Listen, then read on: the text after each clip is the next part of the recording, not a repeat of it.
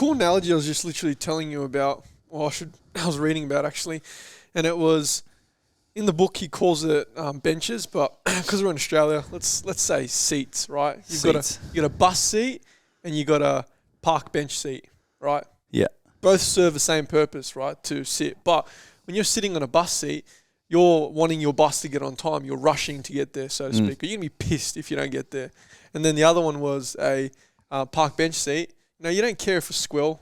I don't know if a squirrel. What comes up in Australia? We don't have squirrels. We could say like a bench at the beach and you got fucking seagulls. Fucking seagulls, right? Yeah. You don't mind if the seagull is there as long as it doesn't touch you. You can, you're enjoying the time, right? Yeah. And the analogy here is with training. Is a lot of the time we're spending too much in that time of trying to get there. We want results right now, then and there. Whereas you spend a little bit of time, and that's when you expect those, PBs and stuff. But most of our training is in that park bench. We're just sitting there. We're enjoying the process. Yeah, it gets harder sometimes, but, that's where the gains are made. And I was like, I like that analogy.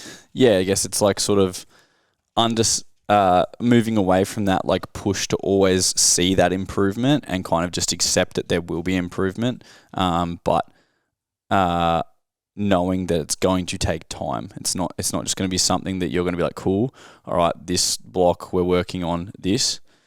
When's the PB? When are we testing? Is it going to be an improvement? Because it's like there are times when that might not even happen. You might not get that for some unknown reason. We're not sure. It could be multiple different factors that you might have to look at to understand why that's happened. So it's like look at it holistically instead of just looking at that one single potential outcome. And that's an important point. You said holistic, and that kind of just got my thoughts going. This is a question to me asked at my work, and it was, do we have pain receptors? Do we have pain receptors? When you say pain receptors, do you mean like, is there physically something there that... It's called a pain receptor. Yeah. Is it? Well, we've labelled it that. Yeah. But what are your thoughts? Give me some more context.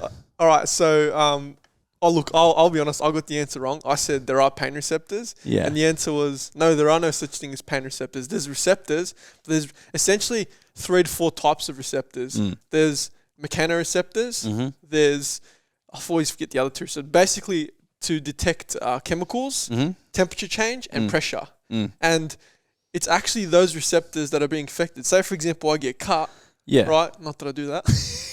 But now that my skin's been exposed to the temperature, and it's been a change. And so it's like, that's the fascination about like pain, how it's a lot to do with the mind and how you perceive it. And I was like, it's a complete other beast. Yeah, I was like, I got that wrong. I was like, fuck, it was a good lesson. But we know that like you could have pain somewhere and it might not have anything to do with that site. Like it could be something completely different that's affecting that you're feeling. And man, you could dive so deep into that conversation, but we've only got about 1:30 left, so we probably can't. Cool. Yeah, man, that's really cool. Yeah, they're pain receptors. Yeah, I know there's receptors, but pain is something we've labelled. So and then your pain is different to my pain. So you could trip over and feel pain. I could trip over and probably not. So what's going on there? You know, it's just an important thing to know that your mind will play tricks on you, and it's not always exactly happening what you think you are. So sometimes when you're going through some training, you'll finish that hard workout like you're about to die, and then you're fine. Or you're recovering still, but you're fine. You could probably do something similar. And I'm like, man, fuck. These chats, we always do this. So I can't believe this is the only first time we've actually recorded. Yeah, well, that's why I thought this was a good idea, because it's like we always have these little breaks between our work, and we end up having really good conversations about something.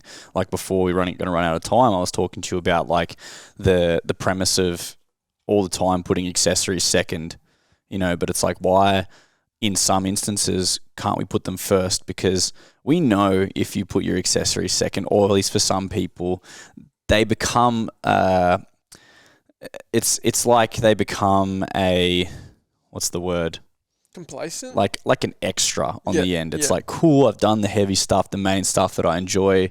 Now I just got to finish it off. Unless it's like biceps or something. We all love biceps, but and we might not actually push to the level we probably can if we sort of had our mindset going in like, this is the main lift for today. Yeah. So I like that, man. There's this concept of what has to be, it can be challenged. That's it. And that is time. We're done.